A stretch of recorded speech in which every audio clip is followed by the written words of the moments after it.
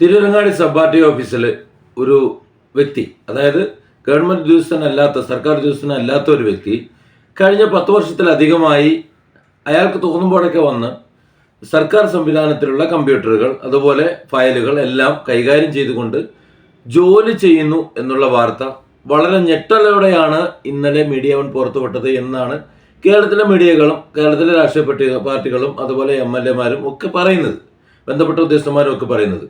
പക്ഷേ എന്നെ സംബന്ധിച്ചിടത്തോളം ഇതൊരു ഞെട്ടലുമില്ല, ഇത് യാതൊരു അത്ഭുതവും ഇതിനകത്തില്ല. ഞാൻ പറയുന്ന ഓരോ കാര്യങ്ങൾ ശ്രദ്ധിച്ചാൽ നിങ്ങൾക്കത് മനസ്സിലാവും. നമുക്ക് ഓരോ പദ്ധതികളും ഓരോ ഡിപ്പാർട്ട്മെന്റും ഒന്ന് പരിശോധിക്കാം. ആദ്യം നമുക്ക് പരിശോധിക്കുന്ന ഒരു വെയിറ്റിംഗ് ഷെഡാണ്. ഒരു വെയിറ്റിംഗ് ഷെഡിന് എത്ര ലക്ഷമാണ് പാസ്സാക്കുന്നത്? 12 ലക്ഷം 13 ലക്ഷം അത് പാസ്സാക്കി എടുക്കണം. അതിൽ 1 ലക്ഷത്തിന് താഴെ മാത്രം ചെലവഴിച്ചുകൊണ്ട് ഒരു ഷെഡ് അടിച്ചു കൂട്ടുന്നു, അല്ലെങ്കിൽ എന്തെങ്കിലുമൊക്കെ കാണിച്ചു കൂട്ടുന്നു. എന്നിട്ട് അതിന്റെ പുറത്ത് 12 ലക്ഷം എന്ന് എഴുതി വെക്കുന്നു. ഈ 12 ലക്ഷം പോട്ടെ, 2 ലക്ഷം പോട്ടെ, 10 ലക്ഷം എങ്ങോട്ട് പോയി അറിയോ? ഏതെങ്കിലും ഒരു പൊതുജനം ചോദിക്കാറുണ്ടോ 10 ലക്ഷം എങ്ങോട്ട് പോയി, ആരെടുത്തു? ഒരു റോഡ് അനുവദിച്ചു, ഒരു പാലം അനുവദിച്ചു, ഇതിനൊക്കെ കമ്മീഷനുണ്ട്. വാർഡ് മെമ്പർമാർക്കും എല്ലാവർക്കും കമ്മീഷനുണ്ട്. ഇനിയിപ്പോ Tirurangadi sub R T O, എൻ്റെ വീട്ടിൽ നിന്ന് ഏകദേശം 3 കിലോമീറ്ററേ ഉള്ളൂ. ഈ പറഞ്ഞ പഹയനെ ഞാൻ അവിടെ കണ്ടിട്ടുണ്ട്. ഞാനും അയാൾ അവിടുത്തെ ഉദ്യോഗസ്ഥനാണ് എന്നാണ് ഞാൻ കരുതിയിരുന്നത്. അപ്പൊ ഞാൻ പറയുന്നത് ഇത് ഈ ആർ ടി ഓഫീസ് മാത്രമല്ല, നിങ്ങൾ ഇപ്പോൾ വാളയാർ ചെക്ക് പോസ്റ്റിൽ പോയി നോക്ക്, ഓരോ ചെക്ക് പോസ്റ്റുകളും പോയി നോക്ക്, എല്ലാ സ്ഥലത്തും ഇതുപോലെ അഴിമതി നടക്കുന്നുണ്ട്. അവർക്ക് കിട്ടുന്ന ശമ്പളം ഭീമമായ ശമ്പളമാണ് ഓരോ സർക്കാർ ഉദ്യോഗസ്ഥനും കിട്ടുന്നത്. എന്നാലും ഓരോ ഓഫീസിലും അതുണ്ട്. ഇനി ഇത് പിടിക്കാൻ പോണ വിജിലൻസ് അവരിലില്ലേ? എല്ലാവരിലും ഉണ്ട്. ഇനി അത് ജനപ്രതിനിധികളിലില്ലേ? മന്ത്രിമാരിലില്ലേ? ഈ മന്ത്രിമാരെ ഇപ്പൊ ഈ അവസാനം നവകേരള ധൂർത്ത് എന്ന് പറഞ്ഞൊരു പരിപാടി ഇറങ്ങിപ്പോയി. എന്തിനാണ് ഈ പൗരപ്രമുഖന്മാരെ പോയി കണ്ടതെന്നാണ് കരുതിയേക്കണത്? അവരെ കണ്ടിട്ട് ചായയും കുടിച്ചിട്ട് സലാം പറഞ്ഞ് കെട്ടിപ്പിടിച്ച് മുത്തം കൊടുത്ത് പിരിയാനെന്നാ കരുതിയേക്കണേ? അടുത്ത ഇലക്ഷൻ ആകുമ്പോൾ കുറെ ഫണ്ട് അവർക്ക് ആവശ്യമുണ്ട്. ഇപ്പോഴത്തെ ഭരണത്തിന്റെ ഒരു പ്രശ്നം വന്നപ്പോൾ ആ പ്രശ്നത്തെ അതിജീവിക്കാൻ കൂടുതൽ ഫണ്ട് ആവശ്യമുണ്ട്. ജനങ്ങളെ മുഴുവൻ കണ്ണിൽ പൊടിയിടാൻ കുറച്ച് പണം ആവശ്യമുണ്ട്. ഇവിടുത്തെ ഇടതിനും വലതിനും അതിലുണ്ട്. അതുകൊണ്ട് തിരൂരങ്ങാടി സബ് ആർ ടി ഓഫീസിൽ ഒരു വ്യാജം കയറി കുത്തിയിരുന്നതിൽ ഒരു കാര്യമില്ല, ഒരു അത്ഭുതവും അതിനകത്തില്ല. അങ്ങനെ കയറി കുത്തിയിരിക്കാത്ത ഒരു ഒറ്റ ഡിപ്പാർട്ട്മെന്റേ ഉള്ളൂ ഇവിടുത്തെ കേരള പോലീസ്. കേരള പോലീസിന്റെ ഉള്ളിൽ യൂണിഫോം ഇട്ട് ഒരുത്തം കയറിയിരിക്കൂല. മറ്റെല്ലാ യൂണിഫോം ഇല്ലാത്ത ഡിപ്പാർട്ട്മെന്റിലും ഇതുപോലെ കൈക്കൂലി വാങ്ങാനും കോഴ വാങ്ങാനും ഓരോരുത്തന്മാരുണ്ട്. ഇവിടെ അവിടുത്തെ ഉദ്യോഗസ്ഥന്മാർക്ക് കൈക്കൂലി വാങ്ങാൻ വേണ്ടിയിട്ടാ. ഒന്ന് ആലോചിച്ച് നോക്കൂ. ഇത് ഇവിടെ അവിടുത്തെ ഉദ്യോഗസ്ഥന്മാർക്ക് കൈക്കൂലി വാങ്ങി അല്ലെങ്കിൽ അവർ വേണ്ട കാര്യങ്ങൾ ചെയ്തു കൊടുക്കാൻ വേണ്ടിയിട്ടാണ്. അവർക്ക് പണിയെടുക്കേണ്ട, വെറുതെ കുത്തിയിരുന്നാൽ അത് എങ്ങോട്ടും പോകാം. ഓരോരുത്തന്മാരെ ഒന്ന് പണിയെടുത്ത് പൊയ്ക്കോളും. 1000 രൂപ വാങ്ങേണ്ടത് 2500 അവന് വാങ്ങും, എന്നിട്ട് 500 അവനെടുക്കും, 1000 രൂപ ഇവർക്ക് വിരിച്ചു കൊടുക്കും. ഇതെല്ലായിടത്തുള്ളതാണ്. ചെക്ക് പോസ്റ്റിൽ കൈക്കൂലി കൊടുക്കാതെ ഏതെങ്കിലും ഒന്ന് കടന്നു വരാൻ പറ്റുമോ? ഇനി വില്ലേജ് ഓഫീസിൽ പോയി കൈക്കൂലി കൊടുക്കണ്ടേ? പഞ്ചായത്ത് ഓഫീസിൽ പോയി കൈക്കൂലി കൊടുക്കണ്ടേ? കൈക്കൂലി കൊടുക്കാതെ കാര്യം നടക്കുന്ന ഒരു സ്ഥലം നിങ്ങളൊന്ന് പറയൂ. ഇപ്പൊ കഴിഞ്ഞ ദിവസം നമ്മൾ വാർത്ത കണ്ടില്ലേ? 10-80 ലക്ഷം രൂപ ലോൺ എടുത്തിട്ട് ഒരു ഓഫീസ് വിദ്യനായ ഒരു ചങ്ങായ ഒരു കമ്പനി തുടങ്ങി. എല്ലാ സർട്ടിഫിക്കറ്റും കിട്ടി, KSEB കൊടുക്കണില്ല കറണ്ട്. 8 മാസമായിട്ട് അവന് ആത്മഹത്യ ചെയ്യാൻ വേണ്ടി കാത്തിരിക്കുകയാണ്. കാരണം അവർക്ക് കൈക്കൂലി കിട്ടിയിട്ടില്ല. ഇനി ഏറ്റവും വലിയൊരു സംഭവം ഞാൻ പറഞ്ഞുതരാം. KB ജോയി എന്ന് പറഞ്ഞ ഒരുത്തനുണ്ട് കൊടുങ്ങല്ലൂരിൽ, ഇപ്പോഴും ജീവിച്ചിരിപ്പുണ്ട്. അയാൾ കേരളത്തിന്റെ സകല മാലിന്യ പ്രശ്നം തീർക്കാൻ വേണ്ടിയിട്ട് കുറച്ച് പദ്ധതികൾ കേരളത്തിൽ നടപ്പിലാക്കി. സർക്കാരൊക്കെ കൊട്ടിക്കൊഴിച്ചാണ് നടപ്പിലാക്കിയത്. മാത്രമല്ല കൊടുങ്ങല്ലൂർ മുനിസിപ്പാലിറ്റി അത് വളരെ ഭംഗിയായിട്ട് നടപ്പിലാക്കുകയും വീഡിയോ എടുക്കുകയും ചെയ്തു. ഇപ്പോഴും കിടപ്പുണ്ട് അവിടെ കൊടുങ്ങല്ലൂർ മാലിന്യ സംസ്കരണ പ്ലാന്റ് എന്ന് പറഞ്ഞിട്ട്, മാലിന്യമില്ലാത്ത മാലിന്യമുക്തമായിട്ടുള്ള മാലിന്യ സംസ്കരണ പ്ലാന്റ് എന്ന് വെറുതെ അടിച്ചു നോക്ക്. അതിന്റെ പോരിശ പറയുന്ന വീഡിയോ ഇപ്പോഴും അവിടെ ഉണ്ടാവും. അവിടെ ഈച്ചയും കൊതുകും അതേപോലെ മണവും പിന്നെ വെള്ളവും മാലിന്യമാകാതെ ഒന്നും ആകാതെ ഏത് ജനവാസ മേഖലയിലും പ്രവർത്തിക്കാൻ കഴിയുന്ന സുന്ദരമായ പ്ലാൻ ഉണ്ടാക്കി കൊടുങ്ങല്ലൂരിനെ മാലിന്യം മുക്തമാക്കിയ ഒരു വ്യക്തിയാണ് KB ജോയി. ആ ഒരു പ്ലാൻ ഉണ്ടാക്കി കൊടുത്തിട്ട് കൈക്കൂലി ശുചിത്വ മിഷന് കൈക്കൂലി കൊടുത്തില്ല എന്ന ഒറ്റ കാരണം കൊണ്ടാണ് പ്ലാന്റ് പൂട്ടിപ്പോയത്. CPM പൂട്ടിച്ചത്. ഇതിവിടെ നടക്കുന്ന കാര്യമാണ്. എന്നിട്ട് വലിയ കൊള്ള ഉണ്ടാക്കാൻ വേണ്ടി തുമ്പൂർ മൊഴി എന്ന് പറഞ്ഞ് 10,000 രൂപന്റെ ഒരു സാധനം കൊണ്ടുവന്ന് നേരത്തെ ഞാൻ ഈ വീഡിയോ തന്നെ പറഞ്ഞിരുന്നു. 3500 രൂപന്റെ മുതൽ 10,000 രൂപയ്ക്ക് അവർ വിൽക്കുമ്പോൾ അതിൽ പ്രസംഗിക്കാൻ എന്നെ വിളിച്ചതുകൊണ്ട് മാത്രം ഞാൻ അവിടെ ചെന്ന് നിന്നിട്ട് കീറി വിട്ടു. 3500 രൂപയ്ക്ക് ഞാൻ ഉണ്ടാക്കി കൊടുക്കാന്ന്, ഞാൻ കരാറെടുക്കാന്ന്. എന്നാലും എനിക്കതിൽ 1500 രൂപ ലാഭമുണ്ട് പെർ ബിന്ന്. 1 കോടി ബിന്ന് ഉണ്ടെങ്കിൽ 1 കോടി × 1500 എന്റെ ലാഭമാണ്. എനിക്കെന്താ ചെയ്താല്? അപ്പോൾ 6500 കോടി രൂപ അവർ അടിച്ചു മാറ്റാൻ നോക്കിയത്. കോൺഗ്രസിനെ കൂട്ടുപിടിച്ചിട്ട് കോൺഗ്രസിന്റെ നേതൃത്വത്തിലായിരുന്നു അവിടെ ഒരു സർവകക്ഷി സമ്മേളനം വെച്ചിരുന്നത്. അതിൽ CPM ഉണ്ടായിരുന്നത്. അതില്ലാതിരുന്ന ഒരു പാർട്ടി BJPയും RSS മാത്രമാണ് ആ ഒരു കൂട്ടത്തിൽ ഇല്ലാത്തത്. ബാക്കി എല്ലാവരും അവിടെ ഉണ്ടായിരുന്നു. അപ്പൊ ഞാൻ പറഞ്ഞ ആരും മോശക്കാരില്ല ഇവിടെ. ഈ RTO ഓഫീസിൽ ഇങ്ങനെ ഒരാൾ കയറി കുത്തിയിരുന്നുണ്ടെങ്കിൽ അവിടുത്തെ ഉദ്യോഗസ്ഥന്മാരെല്ലാവരും അറിഞ്ഞുകൊണ്ട് തന്നെയാണ് ഈ വഴിവിട്ട പ്രവർത്തനങ്ങളെല്ലാം ചെയ്യാൻ വേണ്ടി തന്നെ. അതിൽ കൂടുതൽ അന്വേഷണത്തിന്റെ ആവശ്യമൊന്നുമില്ല. ഈ അന്വേഷിക്കാൻ വന്നവന്മാരും ഇതിനകത്തുള്ളതാണ്. കേരളം രക്ഷപ്പെടാത്തത് ഇതുകൊണ്ടാണ്. കേരളത്തിലെ ജനതകൾ വെറും കഴുതകളായി നോക്കിയിരിക്കുന്നത് കൊണ്ടാണ്. ഇവിടെ ഇതുവരെ ഇടതും വലുതുമായിട്ട് ജയിപ്പിച്ചുവിട്ട സകല ജനപ്രതിനിധികളും ഇവിടെ സർക്കാർ ഓഫീസിൽ കയറിയിരിക്കുന്ന സകല ഉദ്യോഗസ്ഥന്മാരും അവനവന് വേണ്ടിയിട്ട് കൈയിട്ട് വരാൻ വേണ്ടി ഇരിക്കുന്നവരാ. ജനങ്ങൾക്ക് വേണ്ടി ഭരിക്കാൻ നിൽക്കുന്നവരല്ല. ജനങ്ങൾക്ക് വേണ്ടി ഭരിക്കുന്നവനായിരുന്നു എന്നുണ്ടെങ്കിൽ ഇവിടെ ജനങ്ങളുടെ കാര്യം നടന്നേനെ. ഇവിടെ ജനങ്ങൾ മുഴുവൻ കഷ്ടത്തിലല്ലേ. അതിന് ഇടതെന്നോ വലുതെന്നോ ഉണ്ടോ? ഇനി എന്തെങ്കിലും കാര്യങ്ങൾ ആരെങ്കിലും ചെയ്യാൻ തയ്യാറായി കഴിഞ്ഞാൽ അവനെ താറട്ടടിക്കുന്ന ഒരു രീതി നമ്മൾ കണ്ടിട്ടുണ്ട്. അതിന്റെ ഏറ്റവും വലിയ ഉദാഹരണമാണ് അരീക്കോട് പോലീസ് നിസാർ ബാബുവിന്റെ കേസിൽ. പോലീസിനറിയാം കൃത്യമായിട്ട് CPM-ന്റെ ഗുണ്ടകൾ അവന്റെ ഫോണ് ബലമായി പിടിച്ചുകൊണ്ട് പോയത്. ആ വീഡിയോ ഒക്കെ അവർ കണ്ടതാണ്. അവർ നിസ്സഹായരാണ്. മോളെന്ന് CPM-ന്റെ ഗുണാണ്ടർമാരെ പറഞ്ഞിട്ടുണ്ടേ അതൊന്നും എടുക്കേണ്ട, അവിടെ കിടക്കട്ടെ. നിങ്ങളൊന്ന് ആലോചിച്ച് നോക്കൂ. ഈ മന്ത്രിമാർ അല്ലെങ്കിൽ അതുപോലെ ബന്ധപ്പെട്ട മുതിർന്ന ഉദ്യോഗസ്ഥന്മാർ വേറെ പൊട്ടന്മാരും ഉണ്ടാക്കന്മാരുമാണ്. അവർ പണിയെടുക്കാത്തവരാ. അവർ ജനങ്ങളുടെ വിവരങ്ങൾ അറിയാത്തവരാ, അല്ലെങ്കിൽ ജനങ്ങളുടെ കാര്യം അറിയേണ്ടാത്തവരാണ്. അല്ലെങ്കിൽ കുറച്ചെങ്കിലും വിവരം ബോധം ഉണ്ടെങ്കിൽ നിസാർ ബാബു പറഞ്ഞ കാര്യം നിങ്ങളൊന്ന് ചിന്തിക്ക്.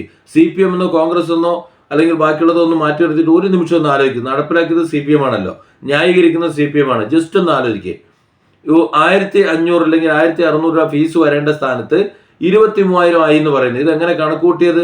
പെർ സ്ക്വയർ മീറ്റർ അല്ലെങ്കിൽ സ്ക്വയർ ഫീറ്റ് ഇത്ര എന്ന് കണക്കൂട്ടിയത് കൊണ്ടാണ്. ബേസിക് തലത്തിൽ നിന്ന് ചിന്തിക്കുമ്പോൾ വളരെ കുറഞ്ഞ പൈസയെ വരുള്ളൂ. നേരെ മറിച്ച് അത് സ്ക്വയർ ഫീറ്റ് കൂടുന്നതനുസരിച്ച് ഭീമമായ ഇതായിട്ട് വരും. നിങ്ങൾ ഒരു TV വാങ്ങാനായിട്ട് ഒരു പീടികയിൽ ചെന്ന് കഴിഞ്ഞാൽ അവർ നിങ്ങളോട് പറയാണ്, നിങ്ങൾക്ക് 15 ദിവസത്തെ അടവുണ്ട്, 15 ദിവസത്തെ അടവിന് വേണമെങ്കിൽ തരാം. നിങ്ങൾ ആദ്യത്തെ ദിവസം നിങ്ങൾ 1 രൂപ അടച്ചാൽ മതി, എന്നാൽ നിങ്ങൾക്ക് TV തരാം. രണ്ടാമത്തെ ദിവസം 2 രൂപ അടയ്ക്കണം. മൂന്നാമത്തെ ദിവസങ്ങൾ 4 രൂപ അടയ്ക്കണം. ഇങ്ങനെ 15 ദിവസം അടച്ചാൽ മതി. നിങ്ങളൊന്ന് കണക്ക് കൂട്ടി നോക്ക് എത്ര രൂപ വരും എന്നുള്ളത്. 1, 2, 4, 8, 16, 32, 64, 122 എന്ന് പറഞ്ഞൊരു 15 ദിവസം ഒന്ന് കൂട്ടി നോക്ക്. എത്ര രൂപ 15ാമത്തെ ദിവസം അടയ്ക്കേണ്ടി വരുന്നു? ഇതുപോലെ മൾട്ടിപ്പിൾ ആയിട്ട് കയറി പോകുമെന്ന് ഈ ഉണ്ടാക്കന്മാർ മനസ്സിലാക്കിയില്ല. ബോധക്കോടന്മാരായവർ. അതുകൊണ്ടാണ് ഞാനിത് പറയുന്നത്. അതുകൊണ്ടാണ് ഇത്രയധികം ഫീസ് വന്നതും ഇത്രയധികം പ്രതിരോധം വന്നതും. പിന്നെ അണികളായതുകൊണ്ട് അവർക്ക് മിണ്ടാൻ കഴിയണില്ല. നേതാക്കന്മാരല്ലേ ഇത് ഇറക്കി വിടുന്നത്. കുറച്ചെങ്കിലും ബോധം ഉണ്ടെന്നുണ്ടെങ്കിൽ ഇത് ജനങ്ങൾക്ക് താങ്ങാൻ കഴിയുന്ന ഫീസാണെന്ന് നോക്കൂലേ.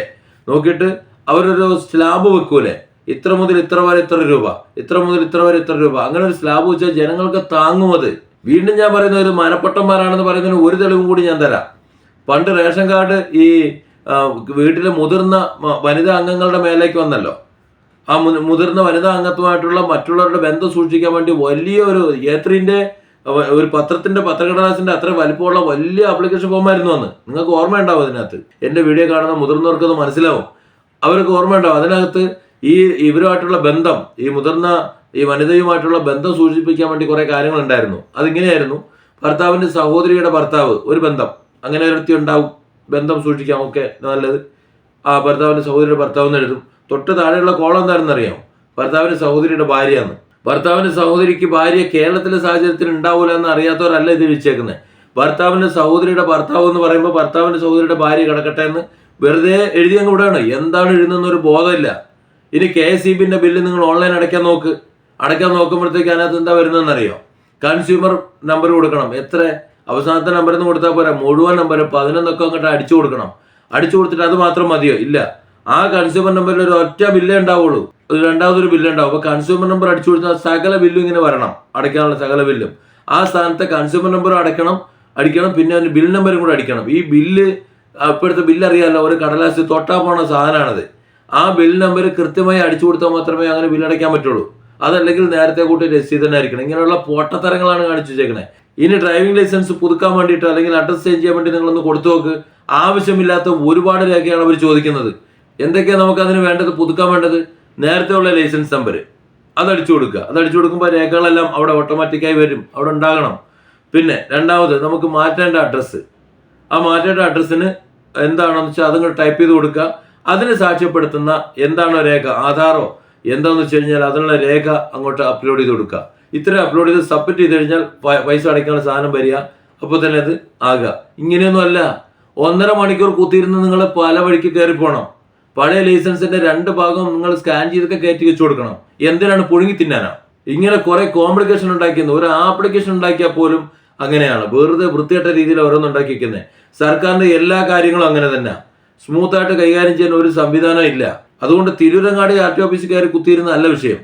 സർക്കാരിന്റെ മന്ത്രിമാർ തലങ്ങൾ മുതൽ താഴേക്ക് എല്ലാ ഉദ്യോഗസ്ഥന്മാരുടെ തലങ്ങളിലും ജനങ്ങൾക്ക് വേണ്ടിയിട്ടല്ല ഭരിക്കുന്നത്. ജനങ്ങളെ എങ്ങനെ ബുദ്ധിമുട്ടിക്കാം, എങ്ങനെ പിഴിയാം, ഏതൊക്കെ രീതിയിൽ അവർക്ക് സമ്പാദിക്കാം എന്ന് കരുതി അവർ ചെയ്തുകൊണ്ടിരിക്കുക. അവർക്ക് സേഫ് സോണിലാണ്. ഈ പരിശോധിക്കാൻ വരുന്ന വിജിലൻസ് ഉദ്യോഗസ്ഥന്മാരും അത് തന്നെ. അവർക്ക് കമ്മീഷൻ കിട്ടുന്നതോടുകൂടി അതങ്ങ് ഒതുങ്ങും. തിരുവങ്ങാടിയിൽ 10 കൊല്ലം ഈ പണിയെടുത്ത ഈ കേസ് എവിടെ എത്തുന്ന? മീഡിയ ഇത് പുറത്തു കൊണ്ടുവന്നത് കൊണ്ട് കുറച്ച് ദിവസം ചർച്ച ചെയ്യും. അത് കഴിഞ്ഞാൽ ഇത് എവിടെയും എത്തൂല. ഈ താനൂരുള്ള ഇയാളെ കണ്ടെത്താനും പോകുന്നില്ല, അയാളെ അറസ്റ്റ് ചെയ്യാനും പോകുന്നില്ല, അയാളെ എവിടെ ശിക്ഷിക്കപ്പെടാനും പോകുന്നില്ല. പിടിച്ചു കഴിഞ്ഞാൽ തന്നെ കുറച്ച് ദിവസം അങ്ങോട്ടും ഇങ്ങോട്ടെന്ന് പറഞ്ഞിരിക്കും. ഈ ഉദ്യോഗസ്ഥന്മാരെല്ലാവരും തൂങ്ങും വന്നത് കൊണ്ടാണ് അയാളെ രക്ഷപ്പെടും. അത്രേ ഉണ്ടാവുള്ളൂ. ഇത് ഉദ്യോഗസ്ഥന്മാർക്ക് കൈക്കൂലി വാങ്ങാൻ ഒരാളെ അവിടെ ഏർപ്പെടുത്തിയിട്ടുണ്ട്, അത്രേ ഉള്ളൂ. അല്ലെങ്കിൽ അത്രയുള്ള വഴിവിട്ട കാര്യങ്ങൾ ചെയ്യാൻ ആർക്കൊക്കെയാണ് ഏതൊക്കെയാണ് വേണ്ടത് എന്നുള്ളത് അയാളുടെ ഏജന്റ്, അയാൾക്കാണ് അറിയാവുന്ന. അത് ഈ ഓരോ ഉദ്യോഗസ്ഥന്മാരെ കാണേണ്ട ആവശ്യമില്ലല്ലോ. ഇതെല്ലാ ഓഫീസിലും ഉണ്ട്, എല്ലാവർക്കും ഉണ്ട്. അതിലിങ്ങനെ പിടിക്കപ്പെടുമ്പോൾ ജനം അറിയുമ്പോൾ മാത്രം കുറെ പൊങ്ങി വന്നിട്ട് ബാക്കിയുള്ളവർക്ക് എന്നാലും ശുദ്ധന്മാരും ശുംഭളന്മാരുമാണ്, അത് ഇവരൊക്കെയാണ് ഇവിടെ പോടന്മാർ എന്ന് കരുതി നിൽക്കുകയാണ്. മിക്കവാറും എല്ലാ സ്ഥലത്തും ഇതുപോലുള്ള ഓരോ ഏജന്റുമാരും കാര്യങ്ങളുണ്ട്. നിങ്ങൾ ഏത് ഓഫീസിലേക്ക് കയറിച്ചെന്ന് നോക്ക്, കാര്യം നടത്താൻ വേണ്ടി വരുമ്പോൾ പുറത്തുണ്ടാവും, ഓഫീസിലെ കസേരയിൽ ഉണ്ടാവില്ല എന്നേ ഉള്ളൂ. ഞാൻ പറഞ്ഞില്ലേ, അത് പോലീസ് സ്റ്റേഷനിൽ മാത്രമേ യൂണിഫോം ഉള്ളത് കൊണ്ട് ഒരുത്തൻ ഉണ്ടാകാതിരിക്കുള്ളൂ. ഇത് കേരളത്തിന്റെ കെടുകാര്യസ്ഥതയാണ്. മന്ത്രിമാർ മുതൽ താഴേക്ക് ഇവിടുത്തെ സകലമാന സർക്കാർ ഉദ്യോഗസ്ഥരെ നോക്കിക്കഴിഞ്ഞാൽ ഇതിൽ വളരെ ചെറിയൊരു ശതമാനം മാത്രമാണ് കറപ്ഷൻ ഇല്ലാതെ മര്യാദയ്ക്ക് അവർ വർക്ക് ചെയ്ത് അവരെ പണിയെടുത്തുകൊണ്ട് പോകുന്നത്. ബാക്കിയുള്ളവർ മുഴുവൻ ഉടായ്പുകാരാണ്. ആ ഉടായ്പുകാരെ കൊണ്ട് മാത്രമാണ് ഈ സംസ്ഥാനം കോളം തോണ്ടി പോകുന്നത്. അതുകൊണ്ട് ഇവനെയൊക്കെ പടിയിറക്കി വിടാതെ കേരളം നന്നാവാൻ പോകുന്നില്ല.